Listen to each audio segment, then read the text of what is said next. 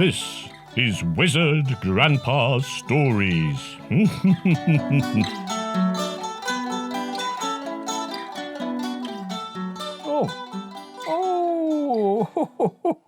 Hello. I didn't see you.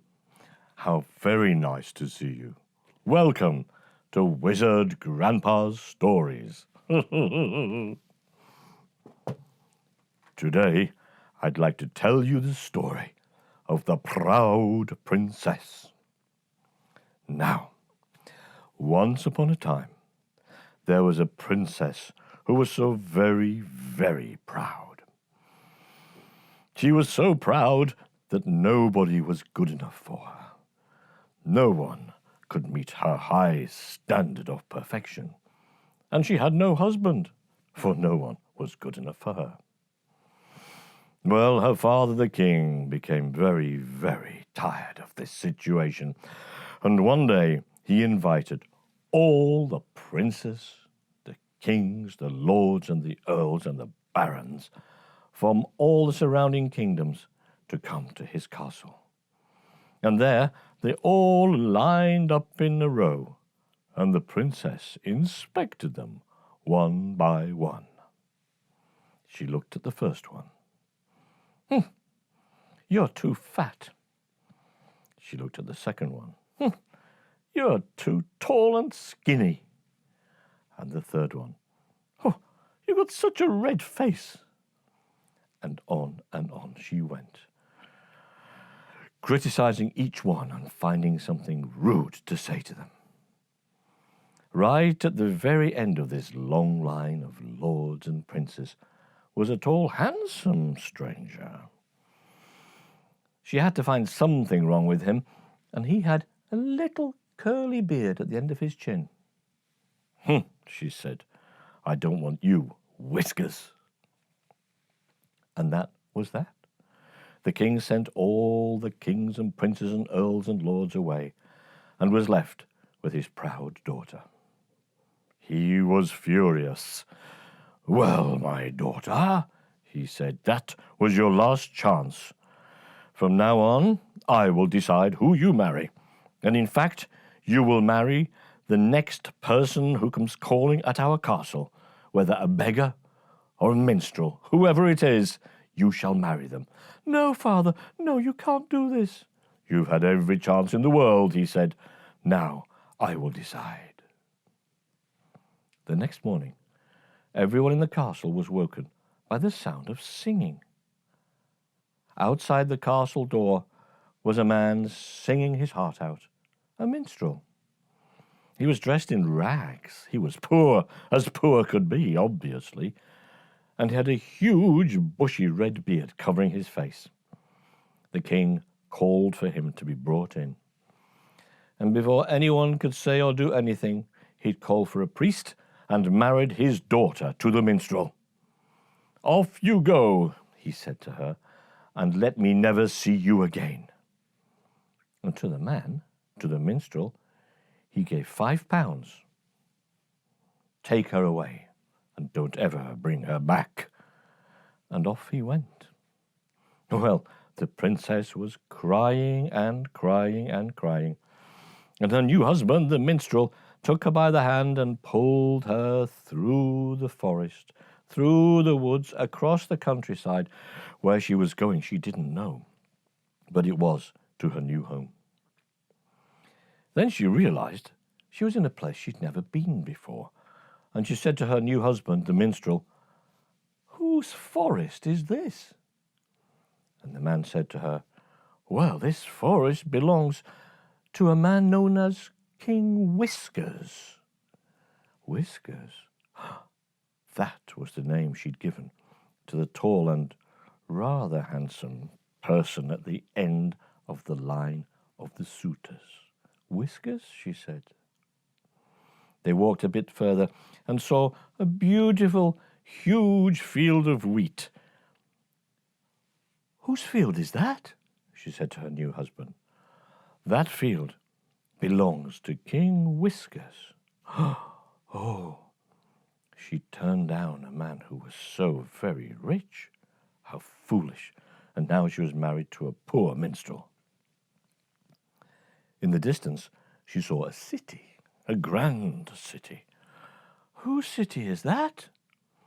she asked the minstrel. "Oh," he said, that's the city belonging to King Whiskers."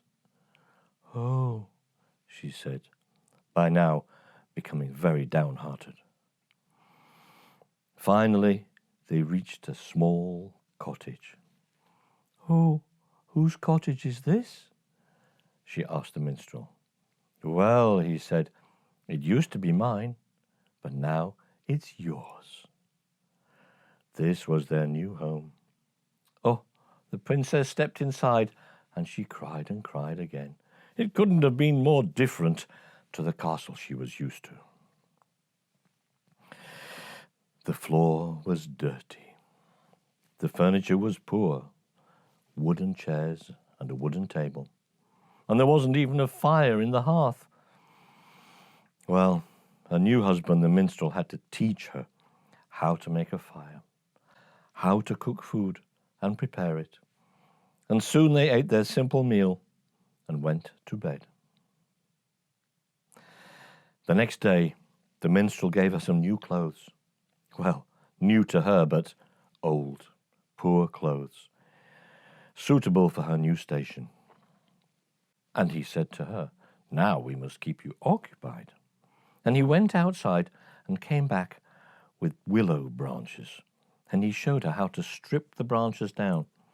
For with willow branches you can make beautiful baskets. But in no time at all, her fingers were sore and red raw from trying to bend the branches. "I can't do this," she said. "I can see that," said her new husband, the minstrel. And then he got her needle and thread and showed her how to repair holes in her clothing. She started repairing, and she kept sticking herself with a needle. She'd never used one before. Ow. "Well," said the minstrel, "I don't think you're very good at that either. I have another idea." He went outside and came back. He'd brought with him a cart, a small cart, but full of pots and pans and plates and dishes. A donkey was pulling the cart. The minstrel and the princess walked down the road, with the donkey pulling the cart, until they arrived at a nearby town, where there was a market. The minstrel took her to an empty table, and they loaded it with the pots and the pans and the dishes and the plates they'd brought with them. And he told her to stay there until they were all sold. And then he left her alone. Well, what a situation for a princess. She'd never sold anything. She'd never even bought anything. She looked around at the other tables to see what everyone else was doing, and quite quickly saw what she had to do. She looked at her pots and pans and dishes and plates and thought of prices. What would she sell them for? And before she knew it, people were coming to ask, "How much is this? How much is that?" 50 pence, sir. 2 pounds, sir. And the people liked the goods she had. And what's more, they liked her. She was quite pretty, but she actually was a nice person, and she was glad to have attention and talk to nice, friendly people. Before she knew what had happened, all of her pots and pans and plates and dishes had been sold, and she had a nice, tidy sum of money in her pocket. Well, you can imagine she was quite proud when her husband came back to collect her, to find everything had been sold. "Well done, my dear," he said. "Well done. You're learning very quickly." They went home, and she slept soundly. The next day, he brought another cartload of pots and pans and dishes and plates, and took her to the market, and she set her things up proudly one more time. However, this day was different. No sooner had she prepared everything than there was a kerfuffle and a noise and a confusion, and a great big stupid man on a horse. Either he was drunk or the horse was drunk, came riding through the market, knocking things over and crashing right into her own table.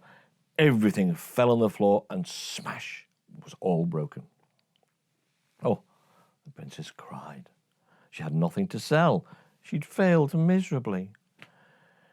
She made her way home, where the minstrel was waiting for her. "Why are you here?" "All of the beautiful things I took to sell are broken," she said. He said, looking at her. "I think you're not cut out for selling things. I have another job in mind for you.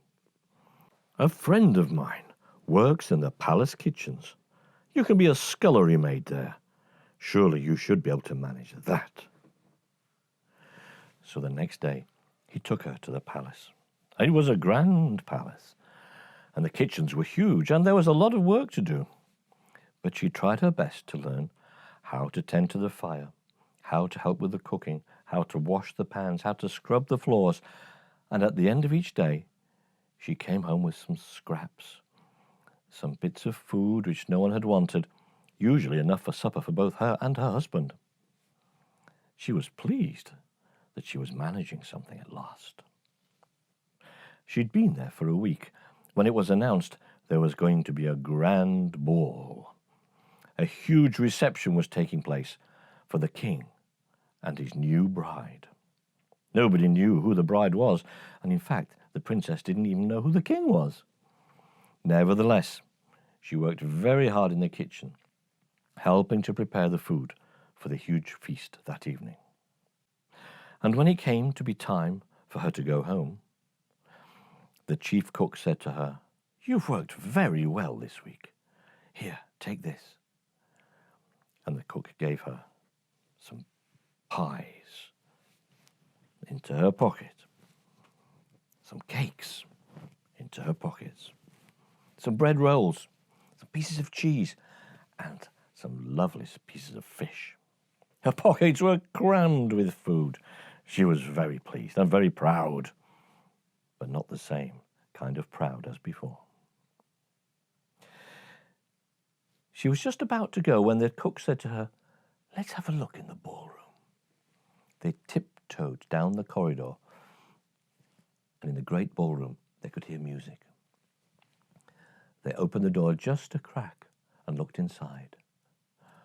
And standing there in front of all the people was King Whiskers, the great lord with the little curly beard on the end of his chin, who she had rejected so long ago. "Oh, I hope he doesn't see me," she said. But no sooner had she said that than King Whiskers himself strode to that door and pushed it open. He saw the cook and the princess there. And he said, "So, cook, will you let me have a dance with your new scullery maid?" "Of course, your majesty." "No, no," said the princess. "No, no, no, no." But it was no good. The king took her by the hand, pulled her out onto the dance floor in front of hundreds of people, took her in his arms and swung her round. Well, no sooner had he done that than all the food in her pockets came flying out. Pies, the fish, the cheese, the cakes, all over the floor of the ballroom. What a mess. Oh, the princess was so embarrassed. Oh, how she cried. The whole place was silent. And then King Whiskers took her in his arms once more and said, "I know who you are. You are the princess who rejected me. But your father, the king, told me to look after you and to help you find out how it is to be a normal person and not to be so proud." She looked at him, and then she realized she knew that voice. King Whiskers was none other than her own husband, the minstrel. He had dressed up and fooled her. And then she realized he was the same man who had ridden his horse into her table and smashed all of the pots and pans. Everything that had happened in her life had happened because of him. She looked into his eyes. "I'm sorry that I was so proud," she said. "It's no matter," said King Whiskers. "Will you be my bride?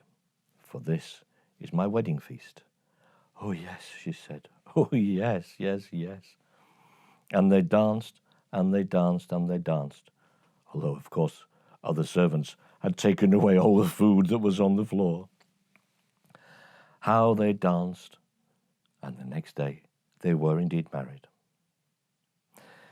The proud princess became a queen, and not a proud one, a very well-beloved queen, well-beloved by all of her people, and she loved them all in return as well.